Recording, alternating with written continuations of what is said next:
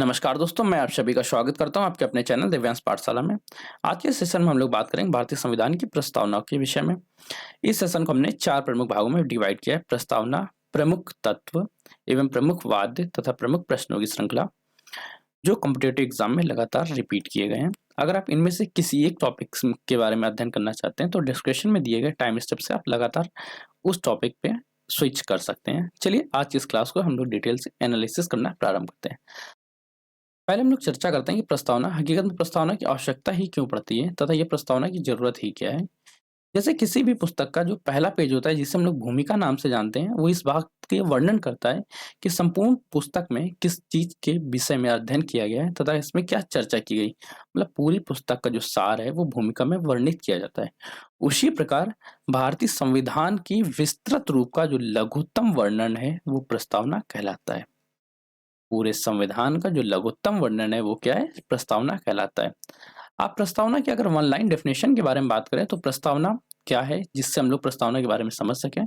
संविधान के परिचय को या संविधान की भूमिका को प्रस्तावना कहते हैं। संविधान के परिचय को या संविधान की प्रस्तावना को संविधान के परिचय या संविधान की भूमिका को प्रस्तावना कहते हैं। अगर विस्तृत में वर्णन करना चाहे तो विस्तृत संविधान के लघुत्तम प्रारूप को प्रस्तावना कहते हैं। प्रस्तावना में अभी तक केवल एकमात्र संशोधन किया गया जिसको हम लोग 42वां संविधान संशोधन 1976 कहते हैं। 1976 में 42वां संविधान संशोधन हुआ है जिसके तहत मुख्य शब्द जोड़े गए, समाजवादी, पंथनिरपेक्ष एवं अखंडता शब्द जोड़े गए हैं। प्रस्तावना का प्रारूप क्या है?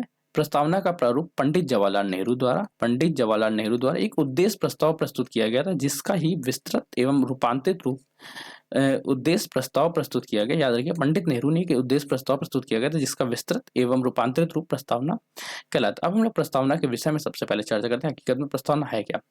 हम भारत के लोग भारत को संपूर्ण प्रभुत्व संपन्न समाजवादी पंथनिरपेक्ष लोकतंत्रात्मक गणराज्य बनाने के लिए तथा इसके समस्त नागरिकों को सामाजिक, आर्थिक, राजनैतिक, न्याय, विचार, अभिव्यक्ति, विश्वास, धर्म की उपासना की स्वतंत्रता, प्रतिष्ठा और अवसर की समता प्राप्त कराने के लिए तथा उन सब में व्यक्ति की गरिमा और राष्ट्र की एकता, अखंडता सुनिश्चित करने वाली बंधुत्व बढ़ाने के लिए दृढ़ संकल्पित होकर अपनी इस संविधान सभा में आज दिनांक 26 नवंबर 1949 को एतद द्वारा संविधान को अंगीकृत, अधिनियमित एवं आत्मार्पित करते हैं।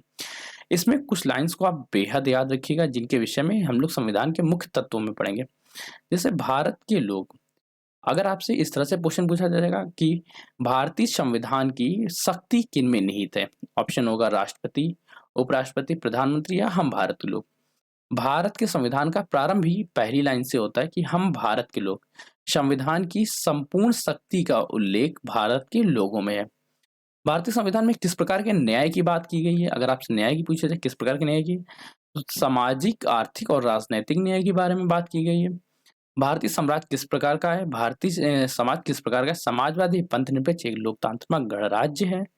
भारत में किस प्रकार की स्वतंत्रता के बारे में विश्वास किया गया? विचार, अभिव्यक्ति, विश्वास, धर्म और उपासना की स्वतंत्रता। और समानता क्या है? प्रतिष्ठा और अवसर की समता के बारे में बात की गई। मतलब अगर आप प्रस्तावना को संपूर्ण रूप से एक बार पढ़ लेंगे तो आपको भारतीय संविधान के सभी गुणों के बारे में पता चल जाएगा कि इसमें कितनी कितनी अच्छाइयां हैं। सब कुछ का वर्णन सिर्फ आपको प्रस्तावना में दिया गया है। भारतीय प्रस्तावना को अंगीकृत कब किया गया? 26 नवंबर 1949 को, जब संविधान का आंशिक रूप से अंगीकृत किया गया।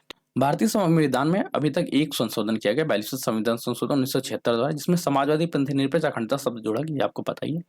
भारत के लोक शासन क्या है कि भारत एक प्रजातांत्रिक देश है तथा भारत की सर्वोच्च शक्ति जो है भारत के लोगों में शामिल है। अगर आपसे प्रश्न पूछा जाए भारत की सर्वोच्च शक्ति किन में शामिल है, तो आपको जवाब देना होगा कि भारत की सर्वोच्च शक्ति भारत के लोगों में शामिल है। संप्रभुता शासन यह है कि भारत पे किसी अन्य देश का कोई भी कंट्रोल नहीं होगा। भारत अपने आंतरिक एवं बाह्य किसी भी निर्णय लेने हेतु पूर्णतः स्वतंत्र है। इस शब्द से यह आशय यह न किसी अन्य देश पर निर्भर होगा, न ही यह किसी देश का डोमिनियन है तथा इसमें किसी भी शक्ति का कोई कार्य नहीं है। यह आंतरिक एवं बाह्य मामलों में पूर्णतः स्वतंत्र है।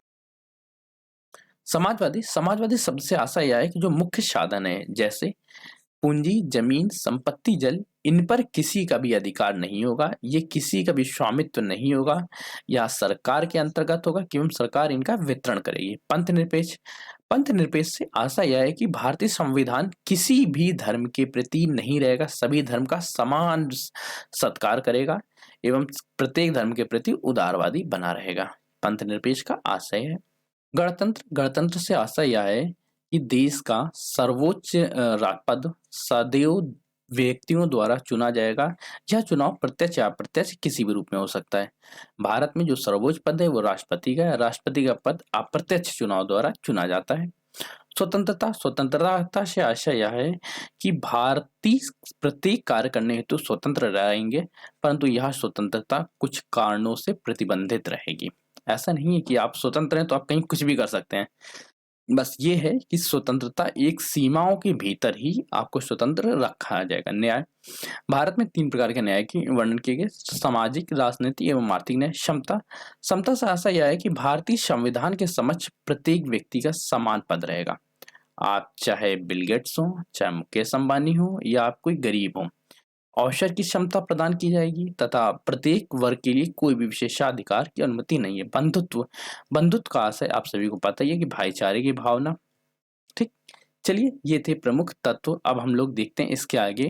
भारतीय संविधान की प्रस्तावना में पहला केस हुआ 1957 में, union of India versus Madan Gopal के केस में। इसमें यह बताया गया प्रस्तावना में कोई भी परिवर्तन न्यायालय में नहीं किया जा सकता है। प्रस्तावना में परिवर्तन हेतु संसद में ही एक विधेयक पास होगा जिसके अंतर्गत किया जा सकता है। दूसरा मामला हुआ 1960 में बेरूबाड़ी वर्सेस यूनियन मामला। इसके तहत यह बताया गया कि प्रस्तावना में कोई भी संशोधन नहीं किया जा सकता तथा प्रस्तावना संविधान का अंग नहीं है। इसके बाद केशवानंद भारती वर्सेस केरल राज्य मामला 1973। इसमें सुप्रीम कोर्ट ने अपने ही पूर्ववत दिए गए निर्णय को बदल दिया तथा यह माना कि प्रस्तावना में संशोधन किया जा सकता है तथा ये मूल ढांचे का एक सिद्धांत है तथा इसके साथ साथ भारतीय संविधान का एक अभिन्न अंग है। अगर आपसे वर्तमान समय में कोई ये पूछे कि प्रस्तावना भारतीय संविधान का अंग है या नहीं है, तो आपको लगाना है प्रस्तावना संविधान का अभिन्न अंग है। चलिए अब हम लोग कुछ प्रश्नों की सीरीज के बारे में बात कर लेते हैं। यह आपके लिए अत्यंत महत्वपूर्ण रहेगी। सबसे पहले प्रश्न आपके समक्ष है, इसका उत्तर आप कमेंट सेक्शन में दीजिएगा कि जिनका समावेशन 42वें संविधान संशोधन द्वारा संविधान के उद्देश्य में किया गया, वे कौन से 2 शब्द हैं जिनका समावेशन 42वें संविधान संशोधन द्वारा किया गया? धर्मनिरपेक्ष लोकतांत्रिक, प्रभुत्व संपन्न लोकतांत्रिक, समाजवादी, धर्मनिरपेक्ष गणतंत्र। इनका कमेंट सेक्शन में आप जवाब दीजिएगा। चलिए सेकंड क्वेश्चन की बात करते हैं। भारत में जनप्रिय संप्रभुता से क्या भारत में जनप्रिय संप्रभुता है क्योंकि भारत में संविधान की प्रस्तावना शुरू होती है। किन शब्द से भारतीय संविधान की प्रस्तावना शुरू होती है? आप लोग कमेंट में जवाब दीजिएगा। भारतीय संविधान के किस संशोधन द्वारा प्रस्तावना में 2 शब्द जोड़े गए, समाजवादी और धर्मनिरपेक्ष? आप कमेंट में जवाब दीजिएगा, आपका क्या जवाब सही होता है। भारतीय संविधान का प्राधिकारिक स्रोत कौन सा है? ये भी कमेंट में आप जवाब दीजिएगा, आपका कौन सा ऑप्शन सही होता है। चलिए अगर आप यहाँ तक हमारे साथ बने रहे तो आपका विशेष धन्यवाद। कृपया इस सेशन को लाइक करिए, शेयर करिए और हाँ, कल के दिन हम लोग बात करेंगे यूनियन एंड इट्स टेरिटरी के बारे में, आर्टिकल 1 से लेके 4 तक। कल के सेशन को आप जरूर देखिएगा। तब तक आप कमेंट करिए, कमेंट करके बताइए आपको सेशन कैसा लगा और हाँ, कमेंट के साथ आप सब्सक्राइब करना मत भूलिए क्योंकि आपका एक सब्सक्रिप्शन हमारे लिए मोटिवेशन का कार्य करता है। Have a great day, enjoy your day. तब तक आप पढ़ते रहिए और हमारे साथ बढ़ते रहिए। Have a great day, enjoy your day dears.